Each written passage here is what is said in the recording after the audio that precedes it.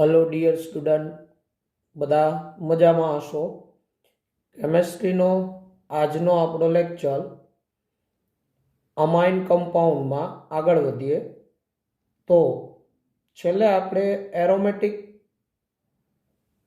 जे amine हता एटले के एनिलीन में इलेक्ट्रॉन दाता समूह जोड़ायेला होय त्यारे एनी बेઝિકता आपणे समझेला। एमां छेल्ले आपणे OH समूह जोड़ायेलो होय ए उदाहरण जोयुं हतुं। त्यारबाद आजे आपणे एमां ज आगळ वधीए छीए। दाता समूह ने आकर्षक समूह जोड़ायेला होय त्यारे बेઝિકतानी कम्पेरिजन में।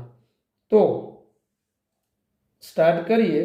तो जो फिनाइलिन डायएमाइन में सापेक्ष बेઝિક प्रबलता, फिनाइलिन डायएमाइन अथवा बेन्जीन डायएमाइन में सापेक्षे बेઝિક प्रबलता। तो आ रीते NH2 समूह जोड़ायेलो होय NH2 तो जो आ NH2 समूह छे ने NH2 समूह एमां नाइट्रोजन पासे लोन पेर होय NH2 आमां नाइट्रोजन पासे लोन पेर होय એટલે એની પ્લસ આર અસર હોય અને વિદ્યુત ઋણતાને કારણે નાઇટ્રોજનની માઇનસ આઈ અસર એ હોય પણ એની plus R greater than minus I હોય। એટલે પેરા સ્થાને જ્યારે NH2 હોય તો આ પેરા સ્થાને NH2 હોય ત્યારે અહીંયા એની પ્લસ આર અસર એટલે અહીંથી એ ઇલેક્ટ્રોન યુગ્મ પ્લસ આર અસરથી આપે તો એની અસર અહીંયા થાય એકબીજા ઉપર, બરાબર। એટલે દાતા થયો પ્લસ આર અસર વધુ, બેઝિક પ્રબળતા પેરાની સૌથી વધુ। ત્યારબાદ હવે આ મેટા સ્થાને NH2 તો મેટા સ્થાને તો માઇનસ આઈ અસર હોય પણ પેલું OCH3 અને NH2 માં NH2 ની માઇનસ આઈ અસર ઓછી હોય, બરાબર। NH2 ની माइनस आई असर ओछी होय, बराबर। आ उपरांत बे NH2 समूह थया એટલે टोटल बेઝિકતા जे छे ए वधी जवानी कारण के आई नाइट्रोजन H+ एक्सेप्ट करी सके, आ नाइट्रोजन पण H+ एक्सेप्ट करी सके। એટલે आम પછી मेटा आवे छे, પછી एनिलीन आवे અને ઓર્થો तो સૌથી છેલ્લે कारण के ઓર્થો इफेक्ट आ बे समूह वच्चे अवकाशीय अवरोधने कारणे एनो जे एनिलिनियम आयन बने एनी स्टेबिलिटी सौथी ओछी होय एटले एनो पीकेबी सौथी वधु छे अहींया। आम बेઝિક प्रबळतानो क्रम शुं थयो? पेरा, मेटा, एनिलिन, ऑर्थो। जेने आपणे शॉर्टमां याद राखવું હોય आ NH2 હોય ત્યારે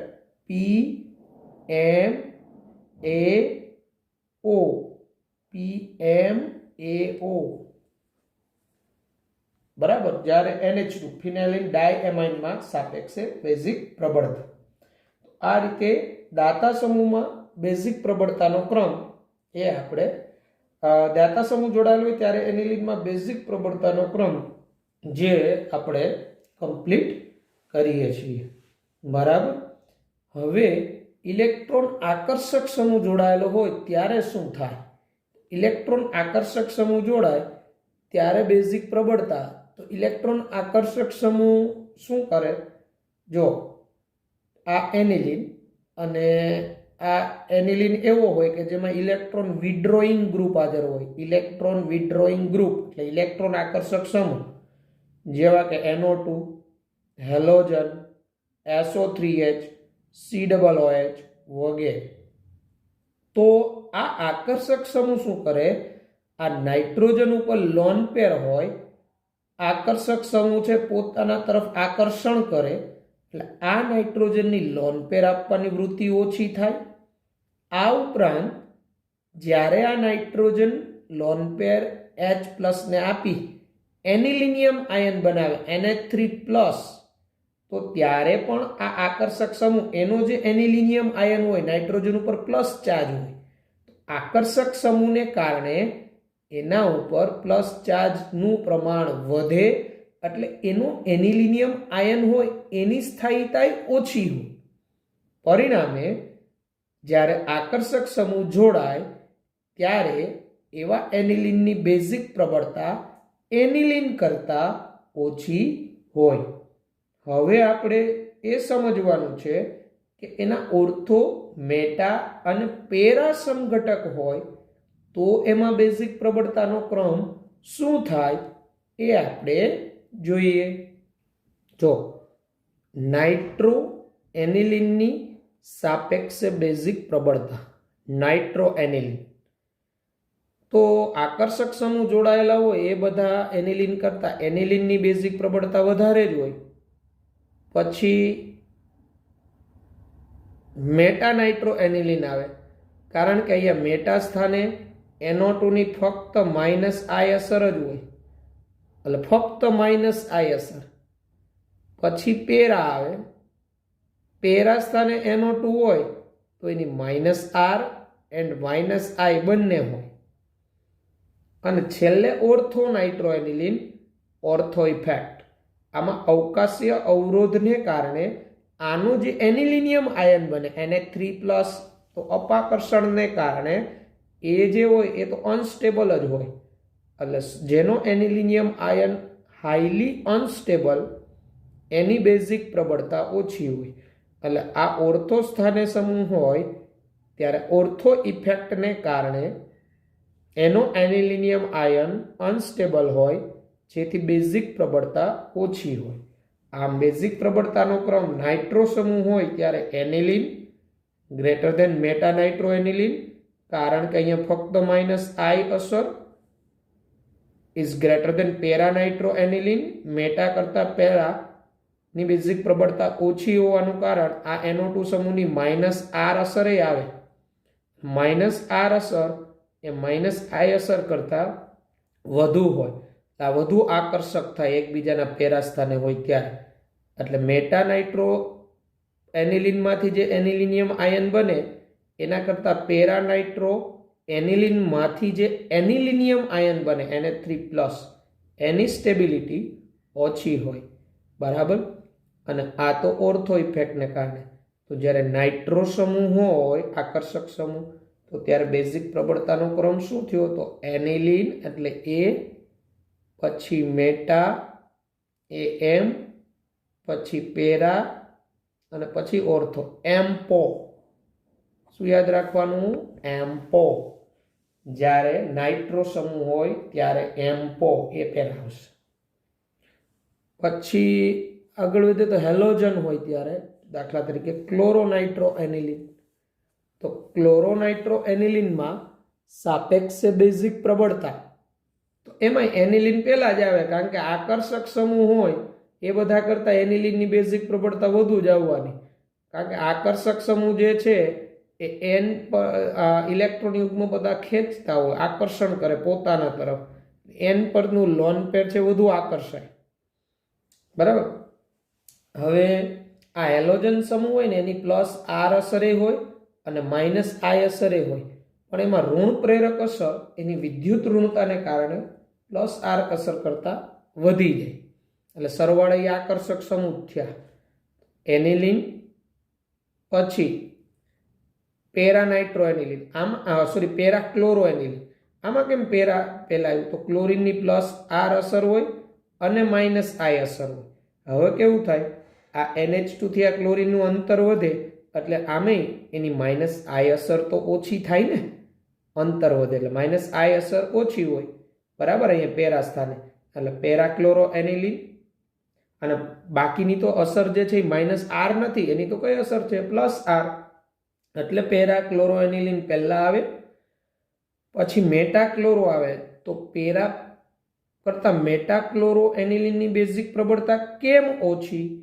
તો મેટા સ્થાને તમને ખબર હોય તો ક્લોરિનની ફક્ત -I અસર જ હોય, અને આ ઉપરાંત પેરા કરતા ક્લોરિન આ NH2 ની નજીક થયો, એટલે મેટા સ્થાને -I અસર પેરા સ્થાન કરતાંય વધુ હોય, એટલે સરવાળે અહીંયા આકર્ષકતાની વધુ થઈ. એટલે પેરા ક્લોરો એનિલિન કરતા મેટા ક્લોરો એનિલિનની બેઝિક પ્રબળતા ઓછી હોય, ફક્ત -I. જ્યારે પેરાએ +R અને -I હોય, -I તો ઓછી હોય કારણ કે NH2 થી અંતર વધી ગયું. ઓકે. અને ઓર્થો ક્લોરો એનિલિન તો લાસ્ટ, કારણ ઓર્થો ઇફેક્ટ અહીંયા ક્લોરીન નજીકે છે, માઇનસ આઈ અસર એ વધુ હોય આમ જોવા જાવ તો. આ ઉપરાંત આ બે વચ્ચે અપાકર્ષણને કારણે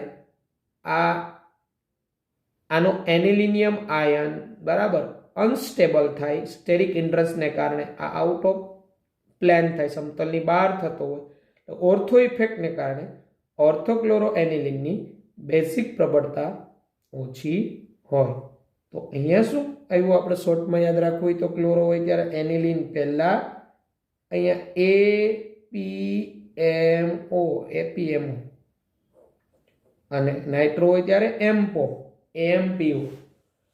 આમાં એપીએમઓ કારણ કે એ પહેલામાં NO2 ની માઇનસ આર માઇનસ આઈ હતી અને હેલોજનમાં ક્લોરીનની પ્લસ આર માઇનસ આઈ, એમાં માઇનસ આઈ ગ્રેટર દેન, તો માઇનસ આઈ અસર જ્યાં વધુ તો એની બેઝિક પ્રબળતા જે છે ઓછી થશે. ઓર્થો તો છેલ્લે જ આવશે. કમ્પેરિઝન પેરામેટામાં આવી, ક્લોરીન હોય ત્યારે મેટા કરતાં પેરાક્લોરોનની બેઝિક પ્રબળતા વધુ હોય. આ રીતે આવા ઇલેક્ટ્રોન આકર્ષક સમૂહ જોડાય ત્યારે બેઝિક પ્રબળતાની કમ્પેરિઝન કરાય. વિદ્યાર્થી મિત્રો, આની અંદર તમને ખ્યાલ આવી ગયો હશે કે દાતા સમૂહ જોડાય ત્યારે શા માટે બેઝિક પ્રબળતા વધે, આકર્ષક સમૂહ જોડાય ત્યારે શા માટે બેઝિક પ્રબળતા ઘટે. આ ઉપરાંત આપણે બીજા ઉદાહરણો જોઈએ બેઝિક પ્રબળતાના અન્ય કન્સેપ્ટ. બરાબર છે? ઓકે.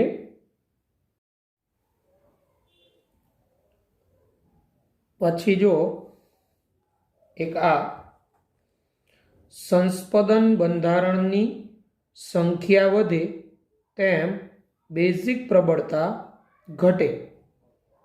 બરાબર? એટલે જેમ સંસ્પદન વધુ થાય ને એમ નાઇટ્રોજન પરનું લોન પેર છે ને વધુ વિસ્થાનીકૃત થાય. તો નાઇટ્રોજન પરનું લોન પેર જેમ વિસ્થાનીકૃત થાય એમ બેઝિક પ્રબળતા ઘટે. ઉદાહરણ તરીકે બેન્ઝીન ઉપર NH2 એનિલિન, બરાબર, આમાં એક બેન્ઝીન રિંગ એટલે આ એકમાં જ સંસ્પદનથી લોન પેર પ્રસરે. અહીંયા NH સાથે બે બેન્ઝીન રિંગ એટલે આ લોન પેર આ બંને રિંગમાં પ્રસરે. એટલે આના કરતા આ NH2 કરતા આ NH સાથે બે બેન્ઝીન રિંગ હોય ત્યારે નાઇટ્રોજન પરનું લોન પેર વધુ વિસ્થાનીકૃત હોય એટલે બેઝિક પ્રબળતા ઘટે. જ્યારે અહીંયા N સાથે 3 બેન્ઝીન ચક્ર જોડાયેલા હોય તો આ લોન પેર ત્રણેય રિંગમાં રેઝોનન્સથી પ્રસરે.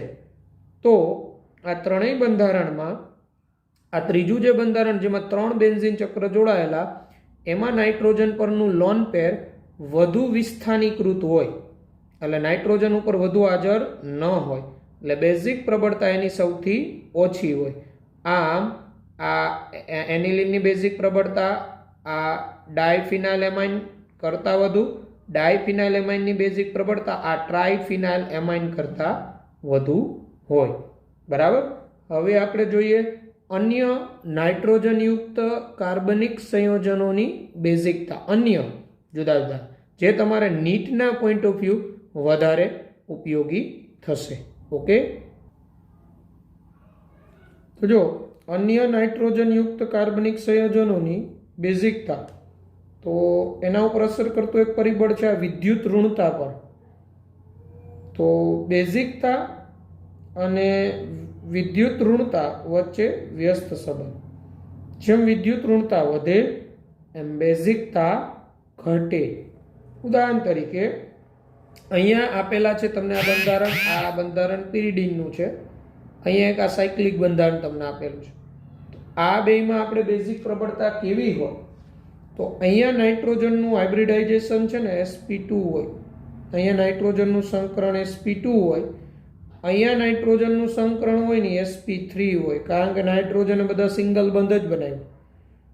sp2 અને sp3માં આમાં s કેરેક્ટર વધુ એટલે આમાં નાઇટ્રોજનની વિદ્યુત ઋણતા વધુ વધે આના કરતાં.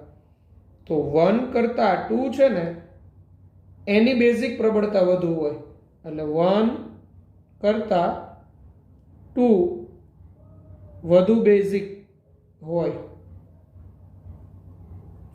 1 કરતાં 2 વધુ બેઝિક હોય. બરાબર? એટલે વિદ્યુત ઋણતા વધે, બેઝિક પ્રબળતા ઘટે. ત્યારબાદની વાત કરીએ તો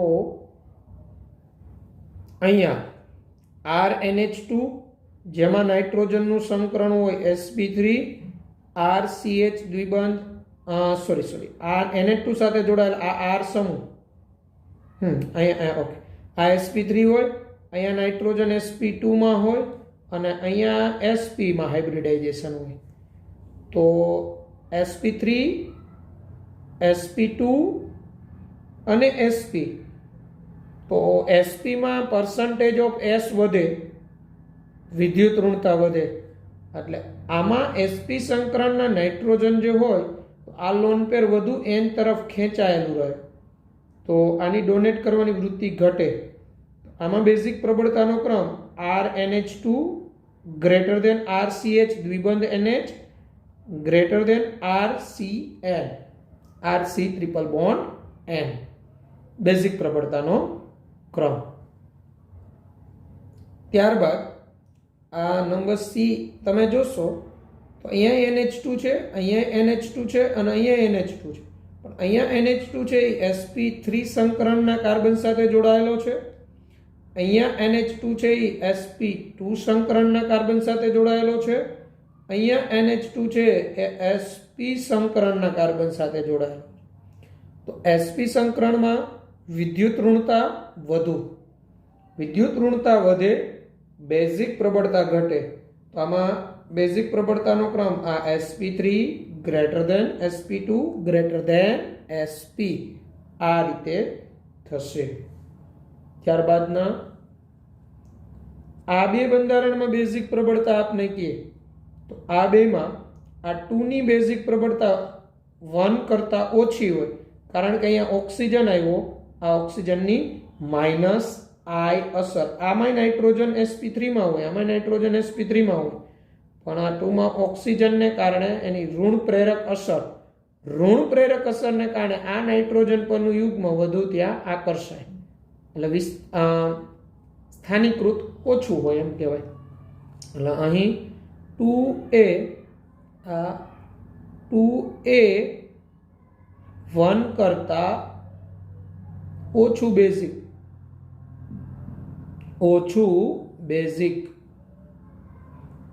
કારણ કે O ની માઇનસ I અસર, ઋણ પ્રેરક અસર, એટલે 1 ગ્રેટર દેન 2 થાય બેઝિક પ્રબળતા. એટલે આ વિદ્યુત ઋણતા પર, બેઝિક પ્રબળતા પર અસર કરે. પછી એક આ ઇન્ડક્ટિવ ઇફેક્ટ, પ્રેરક અસર. તો બેઝિકતા એ n પર રહેલા સમૂહની પ્લસ I અસરની પ્રબળતાના સમપ્રમાણમાં હોય. જેમ n પર સાથે અથવા n પર રહેલા અથવા n સાથે જોડાયેલા સમૂહની પ્લસ I અસર વધે, બેઝિક પ્રબળતા વધે. જ્યારે બેઝિકતા એ n પર રહેલા સમૂહની માઇનસ I અસરની પ્રબળતાના વ્યસ્ત પ્રમાણમાં હોય. માઇનસ I અસર વધે, બેઝિક પ્રબળતા ઘટે. એટલે ઇન્ડક્ટિવ ઇફેક્ટ પણ એક અસર કરતું પરિબળ. જોઈએ આપણે એના ઉદાહરણો. હવે જો અહીંયા RNH2 અને અહીંયા NH2OH, RNH2 માં અહીંયા આલ્કાઇલ સમૂહની કેવી અસર હોય? પ્લસ I અસર. NH2OH આ ઓક્સિજનની કેવી અસર હોય? માઇનસ I અસર. તો પ્લસ I અસર બેઝિક પ્રબળતા વધારે, માઇનસ I અસર બેઝિક પ્રબળતા ઘટાડે. એલિફેટિક એમાઇન અને NH2OH હાઇડ્રોક્સિલ એમાઇનમાં આ RNH2 ની બેઝિક પ્રબળતા વધુ થાય, આની વધુ થાય. ત્યારબાદ જો R સીધી બંધો NH2, R સીધી બંધો NH2, તો આ સીધી બંધોની કેવી અસર હોય? માઇનસ I અસર. RNH2 આની કેવી અસર હોય? પ્લસ I અસર. તો માઇનસ I અસર બેઝિક પ્રબળતા ઘટાડે, પ્લસ I અસર બેઝિક પ્રબળતા વધારે. તો આ પ્લસ I અસર વાળાની બેઝિક પ્રબળતા વધુ હોય. ત્યારબાદ રેઝોનન્સ પણ બેઝિક પ્રબળતા પર અસર કરે. નાઇટ્રોજન પર રહેલા અબંધકારક ઇલેક્ટ્રોન યુગ્મના વિસ્થાનીકૃત થવાથી બેઝિકતા ઘટે. એટલે નાઇટ્રોજન પર રહેલું અબંધકારક ઇલેક્ટ્રોન યુગ્મ જેમ વિસ્થાનીકૃત થાય એમ બેઝિકતા ઘટે.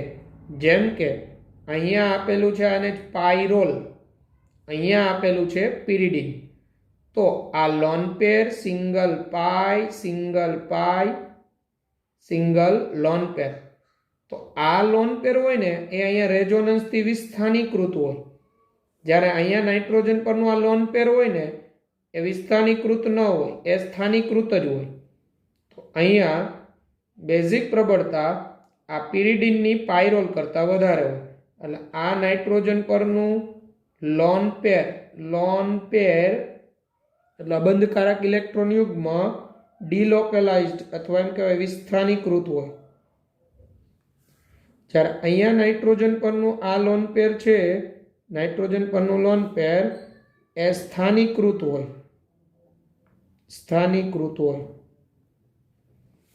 અહીંયા લોન પેર વિસ્થાનીકૃત હોય, અહીંયા લોન પેર સ્થાનીકૃત હોય. બરાબર. આમ રેઝોનન્સ ઇફેક્ટ બેઝિક પ્રબળતા પર અસર કરે.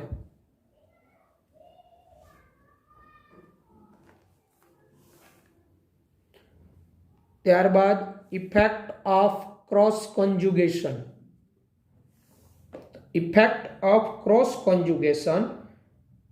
તો ક્રોસ કોન્જ્યુગેશન ને લીધે છે ને બેઝિકતા વધે. હવે ક્રોસ કોન્જ્યુગેશન કહેવાય કોને? તો જો અહીંયા CH3 સીધી બંધો NH2, તો અહીંયા લોન પેર સિંગલ પાઈ, અહીંયા લોન પેર પાઈ તરફ જાય એટલે અહીંથી આ લોન પેર વિસ્થાનીકૃત થયું, આ સંસ્પદન બંધારણ બન્યું. હવે અહીંયા CH3 ની બદલે અહીંયા બેન્ઝીન ચક્ર હોય C6H5, તો શું થાય? આ C6H5 સાથે આ સીધી બંધો રેઝોનન્સ કરે અને આ સીધી બંધો સમૂહ NH2 સાથે કોન્જ્યુગેશનમાં હોય. તો શું થાય? આ C6H5 માંથી ને પાઈ ઇલેક્ટ્રોન યુગ્મ આ CO ઉપર આવે, આ NH2 ઉપરથી ને લોન પેર આ CO ઉપર આવે. તો આ C6H5 ને કારણે આ N પરનું લોન પેર વધુ વિસ્થાનીકૃત આની જેમ ન થાય, કારણ કે આ બાજુથી ધક્કો મારે. તો આને ક્રોસ કોન્જ્યુગેશન થયું કહેવાય. બંને બાજુથી રેઝોનન્સ આના ઉપર, સીધી બંધ O ઉપર બંને બાજુથી રેઝોનન્સ થાય. આ ક્રોસ કોન્જ્યુગેશનને લીધે આ નાઇટ્રોજન ઉપર લોન પેર વધુ સ્થાનીકૃત રહે. એટલે આ ઇથેનેમાઇડ કરતા આ બેન્ઝેનેમાઇડ હોય ને એની બેઝિકતા વધુ. એટલે C6H5 સીધી બંધો NH2 એ CH3CONH2 કરતા વધુ બેઝિક હોય. શા માટે? તો આ સીધી બંધ O સમૂહ એ બેન્ઝીન ચક્ર અને NH2 સાથે કોન્જ્યુગેશનમાં હોય. આ બેન્ઝીન ચક્ર આ સીધી બંધો તરફ ઇલેક્ટ્રોન યુગ્મ આપે, આ NH2 એ આના તરફ આપતો હોય, પણ આની આ NH2 કરતા આની આ વિરુદ્ધ દિશાને કારણે આ નાઇટ્રોજન ઉપર લોન પેર વધુ સ્થાનીકૃત હોય, એટલે આની બેઝિકતા આ ઇથેનેમાઇડ કરતા વધારે હોય. એટલે ક્રોસ કોન્જ્યુગેશન વધે, બેઝિકતા વધે. ઓકે. આમ બેઝિકતા સૌથી વધુ ગ્વાનિડીનની હોય. આ ગ્વાનિડીન છે ને હાઈલી સ્ટ્રોંગેસ્ટ બેઝ છે. ગ્વાનિડીન જેનું સ્ટ્રક્ચર આ રીતે સીધી બંધ NH, C bond NH2, C bond NH2 અને ગ્વાનિડીન કહેવાય, જે નાઇટ્રોજન કન્ટેનિંગ કમ્પાઉન્ડમાં હાઈએસ્ટ સ્ટ્રોંગેસ્ટ બેઝ.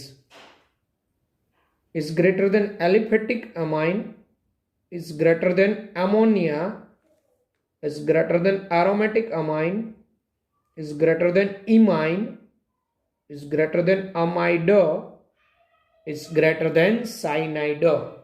આ બેઝિક પ્રબળતાનો ટોટલ ક્રમ થશે. ઓકે. આમ સમૂહમાં બેઝિકતા અથવા સમૂહમાં બેઝિક પ્રબળતા કોઈ પણ સમૂહમાં ઋણ આયનની બેઝિકતા ઘટતી જાય. સમૂહમાં ઉપરથી નીચે તરફ જાઓ એમ ઋણ આયનની બેઝિકતા ઘટતી જાય, કારણ કે ઋણ વીજભાર ટી કક્ષકને લીધે વિસ્થાનીકૃત હોય. જે તે સમૂહમાં ઉપરથી નીચે તરફ જાય ઋણ આયન હોય, એક જ સમૂહના ઋણ આયન હોય તો ઉપરથી નીચે તરફ જતા બેઝિક પ્રબળતા ઘટતી જાય, કારણ કે ઉપરથી નીચે તરફ જઈએ ને એમ જે તેમાં ડી કક્ષકની હાજરી થઈ જાય. ડી કક્ષકની હાજરીને લીધે જે તે ઋણાયન પરનો ઋણાયન વીજભાર છે ને ડી કક્ષકને લીધે પ્રસરી જાય, એટલે બેઝિક પ્રબળતા ઘટે. જેમ કે એફ માઇનસ ગ્રેટર દેન એટલે બેઝિક પ્રબળતા એફ માઇનસની સીએલ માઇનસ કરતા વધારે, સીએલ માઇનસની બીઆર માઇનસ કરતા વધારે, બીઆર માઇનસની આઈ માઇનસ કરતા વધારે બેઝિક પ્રબળતા. કારણ કે એફ કક્ષક હોય ને એમાં ડી કક્ષકની હાજરી ન હોય. જ્યારે નીચે તરફ જતા ડી કક્ષકની હાજરી થઈ જાય બાહ્યતમમાં, એટલે આ નેગેટિવ ચાર્જ હોય ને એ ડી કક્ષકમાં પ્રસરી જાય, એટલે આ નેગેટિવ ચાર્જ એચ પ્લસને આપવાનું વલણ ઘટે, બેઝિકતા ઘટે. જ્યારે આવર્તમાં બેઝિકતા, તો આવર્તમાં ડાબી બાજુથી જમણી બાજુ જતા ઋણાયનની બેઝિકતા ઘટે. આવર્ત હોય આડી હરોળ, એમાં ડાબી બાજુથી જમણી બાજુ જાઓ એમ ઋણાયનની બેઝિકતા ઘટે. જે તે સમૂહમાં ઓછામાં ઓછું એક અબંધકારક ઇલેક્ટ્રોન યુગ્મ હોવું જોઈએ. એટલે જે તે સમૂહમાં એટલે આ જે કાંઈ ગ્રુપ હોય, સ્પીસીઝ આપેલી હોય એમાં ઓછામાં ઓછું એક અબંધકારક ઇલેક્ટ્રોન યુગ્મ હોવું જોઈએ. જેમ કે CH3NH CH3 nitrogen, CH3OCH3 oxygen, CH3CH2 CH3. તો આમાં બેઝિકતા આ NH ની આની વધારે, નાઇટ્રોજન કરતાં ઓક્સિજનની વિદ્યુત ઋણતા વધારે હોય. આ કેમ છેલ્લે ગયું? તો આમાં તો કાર્બન પાસે લોન પેર જ ન હોય. જો આમાં કાર્બન પાસે લોન પેર જ ન હોય એટલે આની બેઝિક પ્રબળતા ઓછી થઈ. જ્યારે N અને O માં વિદ્યુત ઋણતા વધુ કોની? ઓની, એટલે આનું લોન પેર વધુ ખેંચાયેલું રહે, આ સરળતાથી લોન પેર આપી શકે. આ એક જ આવર્તના થયા NOC. પછી જો CH3 minus greater than NH2 minus greater than OH minus greater than F minus basic પ્રબળતા. તો કાર્બન પછી નાઇટ્રોજન આવે આવર્તમાં, નાઇટ્રોજન પછી ઓક્સિજન આવે, ઓક્સિજન પછી ફ્લોરિન આવે. આ બેઝિક પ્રબળતાનો એમાં ક્રમ થયો. ત્યારબાદ CH3 thrice P is greater than CH3 S bond CH3 is greater than CH3 4 Si. આમાં તો સિલિકોન પાસે લોન પેર જ ન હોય, નો લોન પેર. તો આ સિલિકોન પાસે લોન પેર જ ન હોય એટલે આની બેઝિક પ્રબળતા સૌથી ઓછી હોવાની. ફોસ્ફરસ અને સલ્ફરમાં વિદ્યુત ઋણતા સલ્ફરની વધારે, ફોસ્ફરસની ઓછી. આની યુગ્મ પ્રદાન કરવાની વૃત્તિ વધે. તો આ રીતે બેઝિક પ્રબળતા આજે મેં કન્સેપ્ટ કરાવેલા તો એ નીટ માટે વધુ ઇમ્પોર્ટન્ટ થશે. બરાબર, તો આજના લેક્ચરમાં અહીંયા સુધી રાખીએ, પછી આગળ વધીશું. Okay, good bye, take care.